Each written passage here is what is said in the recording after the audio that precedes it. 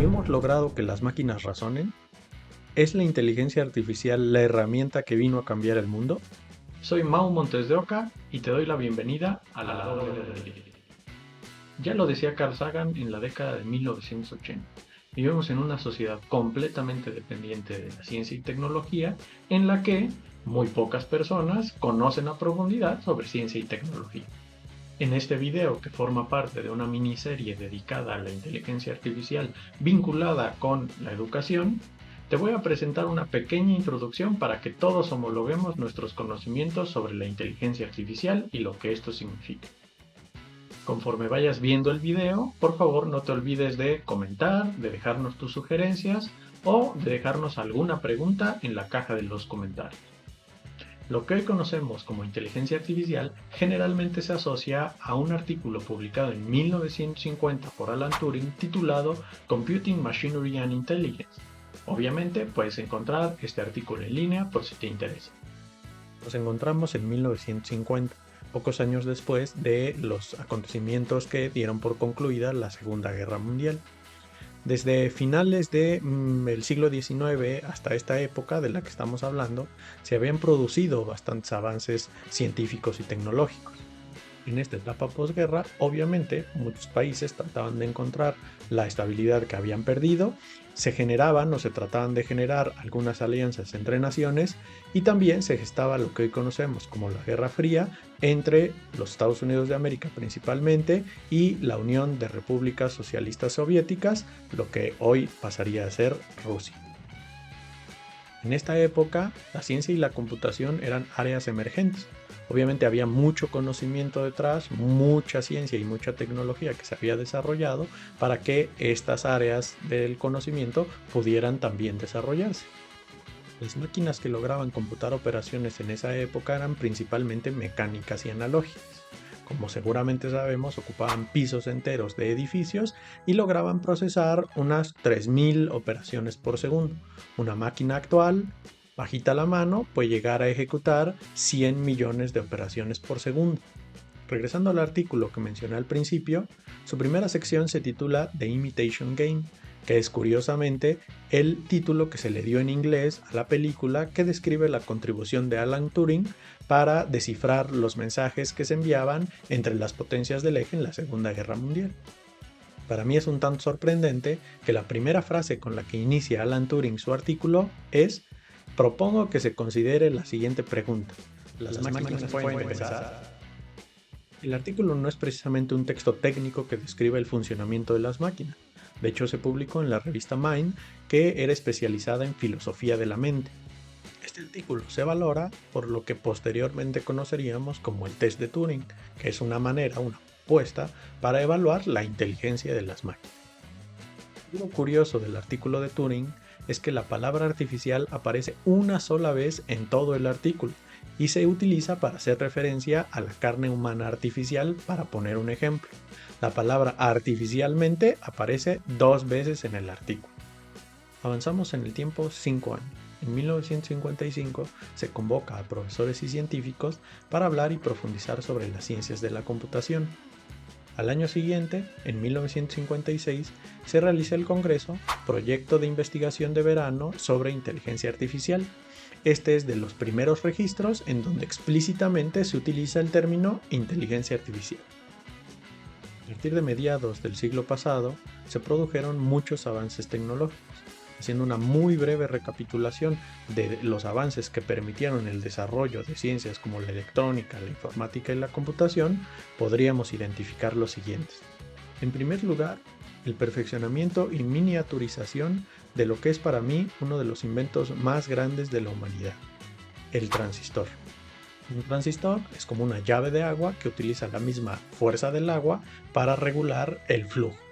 Nada más que con electricidad. El segundo avance tiene que ver con la capacidad de conectar componentes electrónicos en unos pocos milímetros cuadrados. Esto es lo que conocemos como circuito integrado y permitió la arquitectura de los microprocesadores. Estos dos avances tecnológicos eventualmente dieron paso a la comercialización de dispositivos personales. Estamos hablando de 1970 aproximadamente. Después se empezó a desarrollar lo que conocemos como comunicación en red para vincular este tipo de dispositivos. Y después se hizo una red mucho más global, mucho más general, que es lo que llamamos Internet, y en 1990 aproximadamente tuvo su auge y se hizo público. Pasamos a 1997, un verdadero hito para las ciencias de la computación y en específico para la inteligencia artificial. En ese año, Deep Blue, producida por IBM, venció a Garry Kasparov, que era el campeón de ajedrez, en un juego de 6 partidas. A finales del siglo XX, principios del siglo XXI, se da un auge en la comunicación globalizada por medio de Internet. Empieza a incrementar significativamente el mercado electrónico, se empiezan a producir masivamente dispositivos móviles y llegamos hasta lo que conocemos hoy. Aunque el desarrollo de la inteligencia artificial comenzó hace ya varios años, la publicación de ChatGPT en noviembre de 2022 generó un gran interés en la sociedad y puso en la mira a este tipo de herramientas. El número de usuarios que utilizó ChatGPT alcanzó los 10 millones en tan solo un mes y superó velocidades para alcanzar los 100 millones de usuarios a aplicaciones como TikTok, Spotify, Facebook o Instagram. Las herramientas de inteligencia artificial son ejemplos de tecnologías convergentes, lo que significa que involucran distintas áreas y de manera interdisciplinaria. En este punto te propongo una definición de inteligencia artificial para que homologuemos el concepto que tenemos de esta. Te comparto una definición relativamente sencilla. Inteligencia artificial es la habilidad para recabar e interpretar datos, procesarlos y utilizarlos para realizar una actividad que simule el comportamiento humano. Aquí podemos vincular lo que decía Turing sobre la inteligencia de las máquinas. Mientras mejor sea la capacidad de imitar al humano, más se podrá hablar de inteligencia artificial. Alrededor del concepto de inteligencia artificial hay otros datos íntimamente vinculados, como lo podría ser el machine learning o el deep learning. El machine learning, como su nombre lo indica, es la habilidad por medio de instrucciones y procesos de retroalimentación de aprender sin la necesidad de reprogramación. Por su parte, el Deep Learning implica una combinación de hardware y software para generar lo que se conocen como redes neuronales artificiales. Ahora, todas las tecnologías de inteligencia artificial actual recaen en una categoría denominada inteligencia artificial estrecha. Se denomina así porque su campo de acción todavía es bastante reducido o su enfoque es bastante específico. El siguiente paso sería la inteligencia artificial general, que implicaría una mayor diversidad de campo de acción comparado con el campo de acción de un ser humano. Esto todavía no existe. Comúnmente también se puede hacer otra distinción para las herramientas de inteligencia artificial. Se puede hablar de dos opciones: inteligencias artificiales discriminativas e inteligencias artificiales generativas. Las primeras, como su nombre lo indica, implican tareas de comparación y de contraste para tomar decisiones. Las segundas implican la producción, ya sea de textos, de imágenes, de audio, de video o de cualquier otra producción que simule el comportamiento humano. Algo que considero que es muy importante para reconocer es que al día de hoy existen muchísimas aplicaciones de inteligencia artificial y la mayoría de ellas no las reconocemos porque no interactúan directamente con el usuario final. Podemos hablar de aplicaciones relativamente simples para la detección, por ejemplo, de defectos en líneas de producción, o algo mucho más complejo como el algoritmo que utiliza Waze para identificar circunstancias viales sin la necesidad de que las reporten algunos usuarios. Otra aplicación, quizás más compleja y más oculta, se utiliza en el área farmacéutica, en donde se utiliza una ingente cantidad de datos para reconocer cuáles podrían ser los patrones para desarrollar medicamentos o abaratar y reducir el tiempo y el costo de los análisis clínicos para que las medicinas puedan comercializarse de manera más eficiente. Otros ejemplos de aplicaciones de la inteligencia artificial no tan evidentes para todos podrían ser el reconocimiento facial en lugares públicos, el análisis de riesgo para definir tasas de aseguramiento, la ultrasegmentación mercadológica, o también pueden haber aplicaciones en agricultura para identificar las necesidades de la tierra. Como estas aplicaciones hay muchísimas. Con esto me gustaría que identificaras que las herramientas y las aplicaciones de inteligencia artificial nos han acompañado desde mucho antes de la llegada de ChatGPT. De hecho, este tipo de herramientas es un aspecto específico de la inteligencia artificial.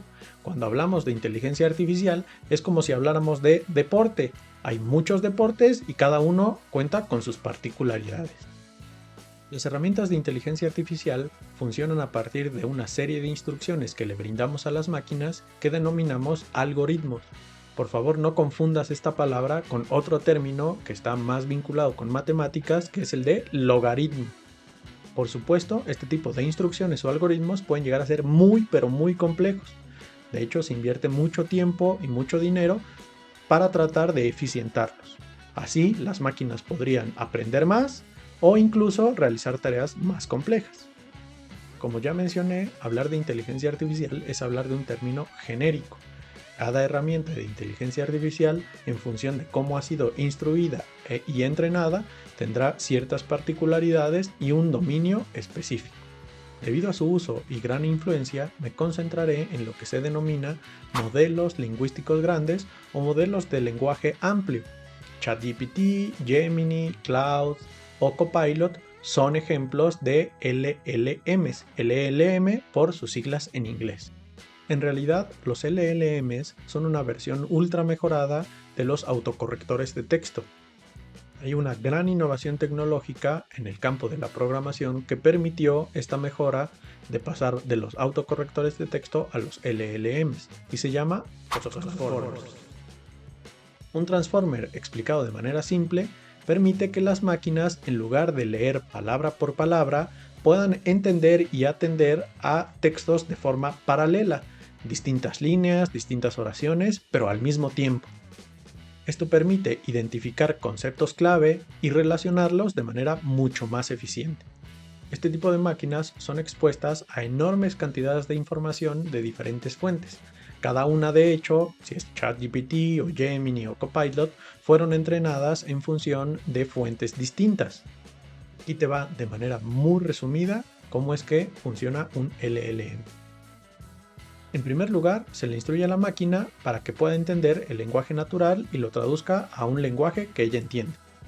Se le instruye para que identifique patrones en el lenguaje, es decir, estructuras repetitivas o comunes que puede encontrar en toda la información. Lo importante aquí es que no solo reconoce patrones recurrentes entre signos, letras o palabras, lo puede hacer de manera más amplia, oraciones, frases, párrafos, y les asigna marcadores para ver qué va comúnmente con qué. Interesante aclarar que durante el proceso de entrenamiento existe supervisión humana para rechazar o confirmar los patrones identificados. Una vez que cuenta con suficiente información sobre los patrones y la fuerza de ellos, puede operar y procesar toda esta información para emitir textos que se parezcan a lo que produciría un humano. Como seguramente ya te lo han advertido anteriormente, es importante reconocer que los textos o las producciones de un modelo de lenguaje como estos tiende a ser verosímil, pero no necesariamente verdadero. Sus producciones no se generan como las generamos los humanos, que es en función a relaciones semánticas o de significado. Simplemente son patrones estadísticos o de frecuencia para generar un texto. Otro aspecto a tomar en cuenta sobre la capacidad de producción de la mayoría, si no es que todas las herramientas de inteligencia artificial, es que siguen dependiendo de la creatividad y precisión de las instrucciones que se le brindan. Ya son incapaces por sí solas de identificar las necesidades del ambiente y tomar la iniciativa para hacer algo. Además, es muy complejo explicarles contextos muy particulares, por lo que la mayoría de sus respuestas tenderán a ser genéricas. En siguientes videos profundizaremos más sobre esto, pero hay aspectos en los que son muy eficientes y aspectos en los que no lo son tanto. Espero que este video haya sido entretenido y te haya servido para aprender algo nuevo. No te olvides de dejar tu like si te gustó el contenido y dejarme tus opiniones para seguir creando más y mejor contenido por aquí. Recuerda que este video forma parte de una miniserie dedicada a la inteligencia artificial y su vinculación con la educación, por la cual podrás encontrar otros videos en los que hablamos sobre afectaciones, beneficios y cómo podemos utilizar las herramientas de inteligencia artificial para mejorar los procesos de enseñanza y aprendizaje en las escuelas. Agradezco y valoro tu compañía. Nos vemos pronto por aquí.